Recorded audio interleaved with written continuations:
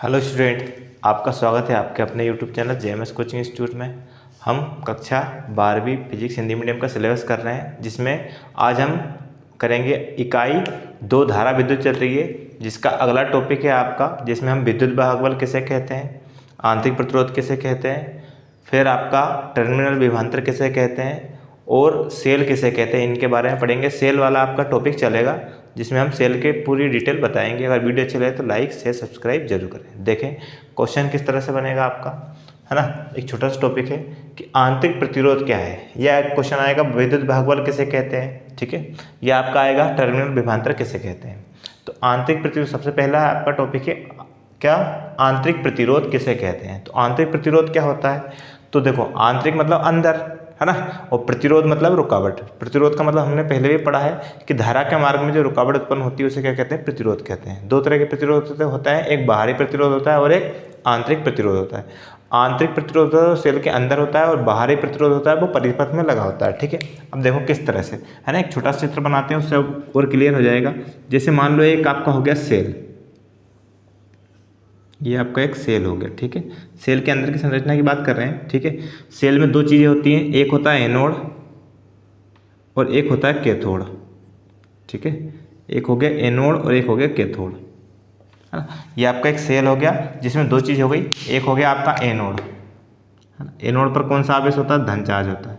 और कैथोड हो गया, कैथोड पर कौन सा चार्ज होता है, ऋण चार्ज होता है, ठीक है ना। एनोड और कैथोड, इन दोनों को ही क्या बोलते हैं, इलेक्ट्रोड बोलते हैं। एनोड और कैथोड को मिलाकर क्या बोलते हैं, इलेक्ट्रोड बोलते हैं, ठीक है ना। अब इस सेल के अंदर क्या होता है, विद्युत अपघट्य भरा होता है ना। विद्युत अपघट्य भरा होता है इस तरह से, यहाँ आपका क्या भरा हुआ है, विद्युत अपघट्य भरा हुआ है, ठीक है।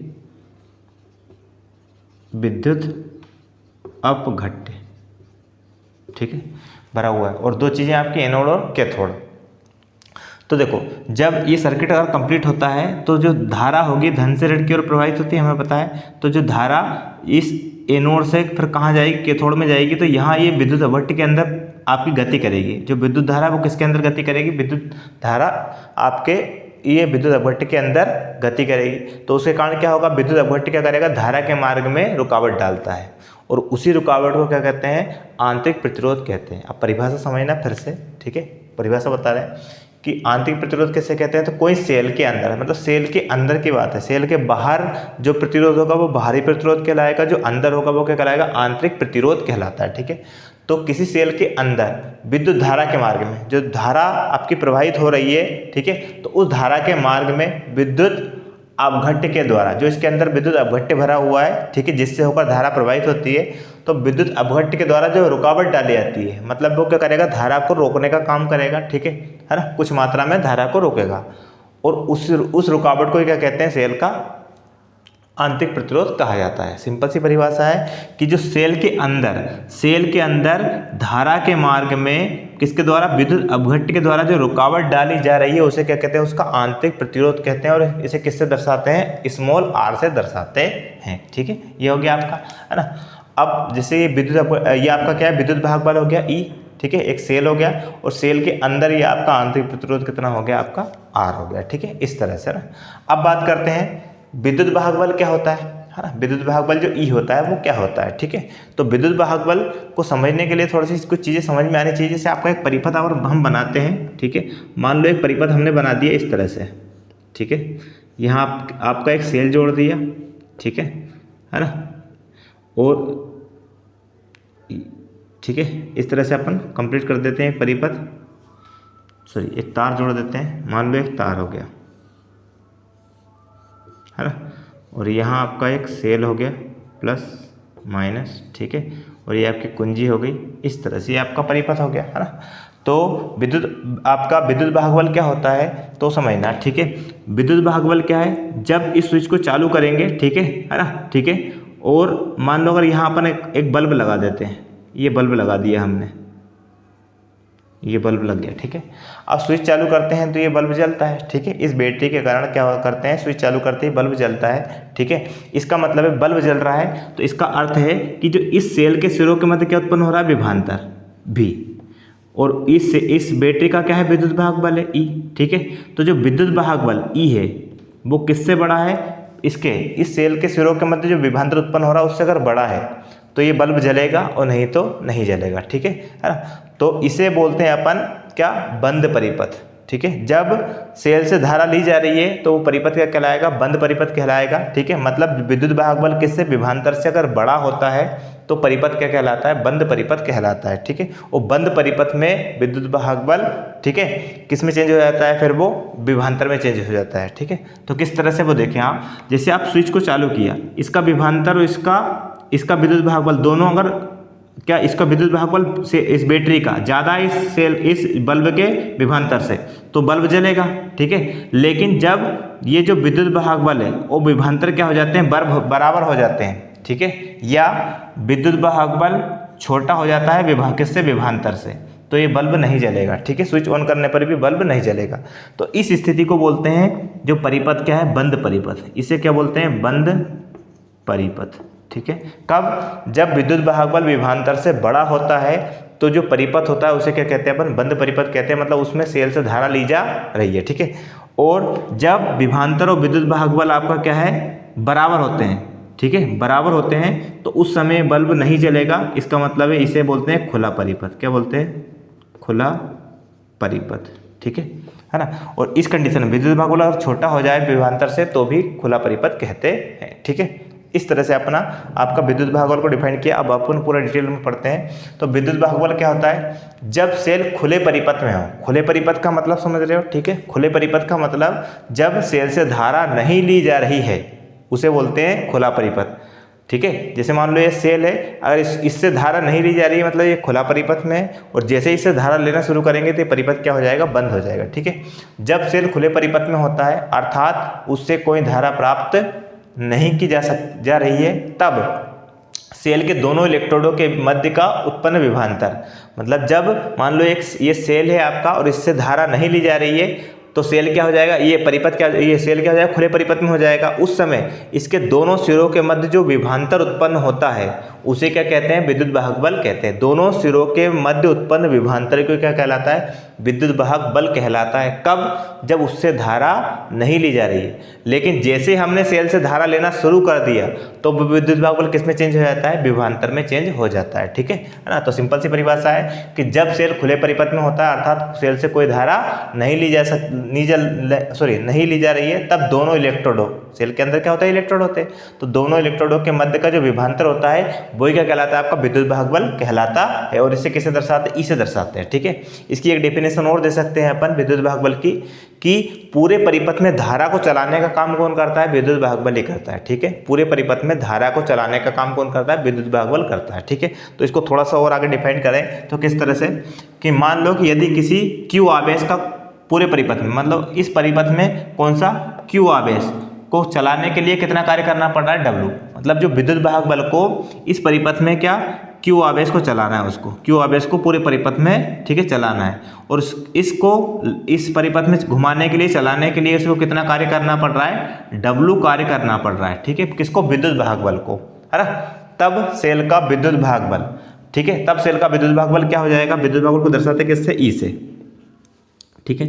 ई बराबर आपका क्या हो जाएगा, कार्य बटे आवेश, क्या हो जाएगा, कार्य बटे आवेश, मतलब डब्ल्यू बटे क्यू, ये हो जाएगा, ठीक है। और यही फॉर्मूला हमने पीछे भी पढ़ा है, ठीक है ना।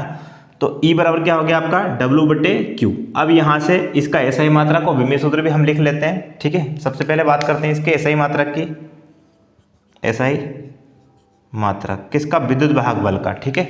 विद्युत वाहक बल का एसआई मात्रक क्या होता है, देखो ये ऊपर क्या है आपका कार्य का मात्रक क्या होता है, जूल, क्या होता है, जूल।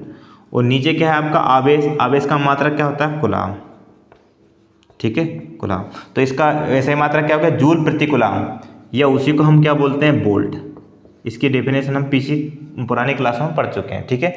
जूल प्रति कूलाम, या उसी को क्या बोलते हैं, वोल्ट कहते हैं, ठीक है। तो जो हमने विभवांतर की परिभाषा पढ़ी थी, फिर विभवांतर की परिभाषा पढ़ी थी, फिर विभव की परिभाषा पढ़ी थी, उसी में अपन ने फॉर्मूला भी लिखा था। तो वही जो विभवांतर का है और जो आपका विभव का फॉर्मूला होता है वही फॉर्मूला इसका होता है, मतलब एसआई मात्रक भी वही होगा और विमीय सूत्र भी वही रहेगा, ठीक है। तो इसका विमीय सूत्र क्या हो जाएगा, वो देखें आप, विमीय सूत्र, ठीक है। बीमी सूत्र भी वही हो जाएगा जो हमने पीछे निकाल चुके हैं, ठीक है ना। क्या ML2 t की पावर -3 a की पावर -1, ठीक है। इस तरह से ये इसका क्या हो गया, बीमी सूत्र हो गया। तो 2-3 चीज़ें आपकी इसकी हो गई है कंप्लीट। फिर से देखें आप, सबसे पहले आंतरिक प्रतिरोध, तो किसी सेल के अंदर विद्युत अपवर्तक के द्वारा धारा के मार्ग में जो रुकावट डाली जाती है उसे आंतरिक प्रतिरोध कहते हैं और R से दर्शाते हैं, ठीक है। फिर बात करते हैं विद्युत वाहक बल की। तो विद्युत वाहक बल क्या होता है, जब सेल खुले परिपथ में होता है, मतलब सेल से कोई धारा नहीं ली जा रही है, तब दोनों इलेक्ट्रोडों के बीच का जो अधिकतम विभवांतर होता है वही क्या कहलाता है, विद्युत वाहक बल कहलाता है। लेकिन अगर सेल से धारा लेना शुरू कर दिया तो वो ओनली विभवांतर कहलाएगा, विद्युत वाहक बल नहीं कहलाएगा, ठीक है ना। यदि आपका Q आवेश को पूरे परिपथ में चलाने के लिए अगर W कार्य करना पड़ता है तो आपका विद्युत वाहक बल क्या हो जाएगा, कार्य बटे आवेश, ठीक है, कार्य बटे आवेश। ऐसा ही मात्रा क्या हो गया, जूल प्रति कूलम, या इसी को लिख सकते हैं अपन वोल्ट। और बीमी सूत्र हो गया ML2 t की पावर -3 a की पावर -1, है ना। नेक्स्ट टॉपिक देखते हैं अपन, देखें आप, देखें अगला है आपका टॉपिक टर्मिनल विभवांतर किसे कहते हैं या विभवांतर किसे कहते हैं, ऐसा भी आ सकता है, ठीक है ना। तो विभवांतर, टर्मिनल विभवांतर क्या होता है कि देखो वही आपका है कि दो सेल, आपका जो सेल है, ठीक है ना। जैसे आपका एक परिपथ हो गया, मान लो ये बल्ब लगाता है अपन, ठीक है ना। इधर आपके भी बैटरी जुड़ गई है और ये कुंजी जुड़ गई, ठीक है, इस तरह से, है ना। तो क्या होता है, देखो जब सेल बंद परिपथ में हो, मतलब ये स्विच, देखो स्विच ऑफ है मतलब खुला परिपथ है, इससे धारा प्रवाहित नहीं हो रही है, ठीक है। एक कंडीशन तो ये हो सकती है। और स्विच ऑन होने के बाद भी खुला परिपथ कब होता है, जब विद्युत वाहक बल, है ना, ठीक है, विद्युत वाहक बल अगर बड़ा होगा किससे, विभवांतर से, तो इसे बोलते हैं अपन क्या, इसे, ठीक है, इसे बोलते हैं बंद परिपथ, ठीक है। और जब आपका विद्युत वाहक बल छोटा होगा विभवांतर से या बराबर होगा तो इसे बोलते हैं खुला परिपथ, ठीक है। तो जब सेल किस में हो, बंद परिपथ में हो, इसका अर्थ है मतलब विद्युत वाहक बल ज़्यादा हो किससे, विभवांतर से। जब सेल खुले परिपथ में हो तब सेल के, है ना, जैसे मान लो ये सेल है ना, कौन से परिपथ में है, बंद परिपथ में, मतलब सेल से धारा ली जा रही है, सेल से धारा ली जा रही है। तो वही लिखा है कि जब सेल बंद परिपथ में होता है अर्थात सेल से धारा प्राप्त की जाती है, मतलब ये बल्ब जल रहा है, ये बल्ब जल रहा है, मतलब सेल से धारा प्राप्त तो हो रही है, ली जा रही है। उस समय सेल के अंदर कितने इलेक्ट्रोड होते हैं, 2 इलेक्ट्रोड होते हैं, एनोड और कैथोड, ठीक है।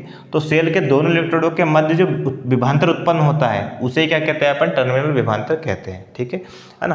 फिर से सुनना कि जब सेल किस में हो, बंद परिपथ में हो, अर्थात सेल से धारा ली जा रही है, तब सेल के अंदर कितने इलेक्ट्रोड होते हैं, 2 इलेक्ट्रोड होते हैं, एनोड और कैथोड। इनके सिरों के मध्य जो विभवांतर उत्पन्न होता है उसे क्या कहते हैं, टर्मिनल विभवांतर कहते हैं। और दर्शाते किससे, इसको V से ही दर्शाते हैं। तो इसका बीमी सूत्र भी वही हो जाएगा, ठीक है, ऐसा ही मात्रा भी वही हो जाएगा। सभी चीज़ें विभवांतर के हम पहले पढ़ चुके हैं, उसी तरह से आपका होगा, ठीक है। अगला टॉपिक देखिए सेल,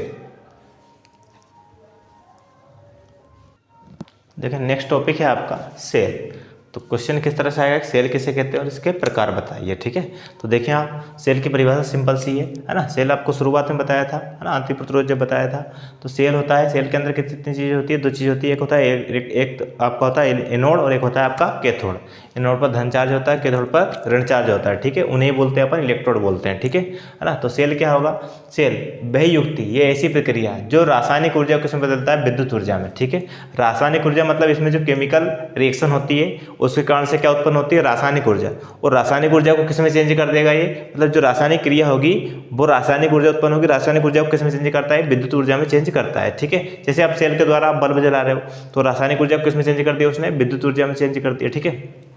तो यही परिभाषा है अब किसकी, कि सेल वह युक्ति है जो रासायनिक ऊर्जा को किस में चेंज करता है, विद्युत ऊर्जा में परिवर्तित करता है। क्या कहलाता है, सेल कहलाता है। सेल के प्रकार, है ना, सेल 2 प्रकार के होते हैं, एक आपका होता है प्राथमिक सेल और एक आपका होता है द्वितीयक सेल, ठीक है। प्राथमिक सेल कैसे कहते हैं, तो ऐसा सेल जिसे पुनः आवेशित नहीं कर सकते हैं। पुनः आवेशित नहीं कर सकते हैं का मतलब है कि जैसे एक बार इसका यूज़ हो गया, ठीक है, जैसे एलईडी का एक छोटा सा सेल आपने देखा होगा, तो एक बार उसको यूज़ करने के बाद उसको फेंक देते हैं। क्यों फेंक देते हैं, तो उसको पुनः चार्ज नहीं कर सकते हैं, वो डबल से आवेशित नहीं होता है, ठीक है।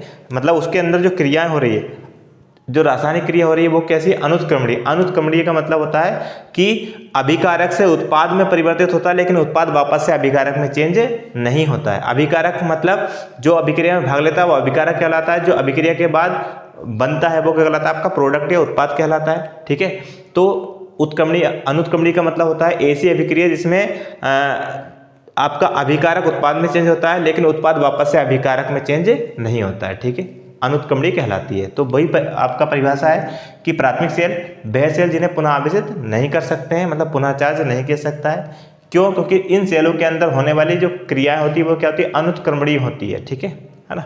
और एग्जाम्पल क्या क्या है, साधारण बोल्टी सेल हो गया, लेकलांसी सेल हो गया, शुष्क सेल हो गया, डेनियल सेल हो गया आपका, और कैडमियम सेल, ये आपके प्राथमिक सेल के एग्जाम्पल है। ठीक है, फिर बात करते हैं द्वितीयक सेल। तो वह सेल जिन्हें पुनः आवेशित कर सकते हैं, मतलब आसानी से चार्ज कर सकते हैं, वो क्या कहलाएंगे, आपके द्वितीयक सेल कहलाएंगे। ठीक है, तो इसमें जो क्रियाएं होंगी वो क्या होंगी, उत्क्रमणीय। उत्क्रमणीय का मतलब अभिकारक से उत्पाद और उत्पाद से वापस क्या अभिकारक बना सकते हैं। ठीक है, जैसे एग्जाम्पल के तौर पे बर्फ से पानी और पानी से वापस बर्फ बनना, मतलब अभिकारक से उत्पाद, उत्पाद से अभिकारक। ठीक है, तो वो उत्क्रमणीय कहलाएगी। ठीक है, तो इसमें क्या होता है, जो क्रिया होती है उत्क्रमणीय होती है, मतलब आसानी से चार्ज हो सकता है। एग्जाम्पल क्या हो गए, सीसा संचायक सेल हो गया, एडिशन संचायक सेल हो गया, इसी को हम बोलते हैं नीफे सेल। ठीक है, इस तरह से हमारे कुछ टॉपिक आज कंप्लीट हुए। क्लास अच्छी लगी तो लाइक से सब्सक्राइब जरूर करें। धन्यवाद।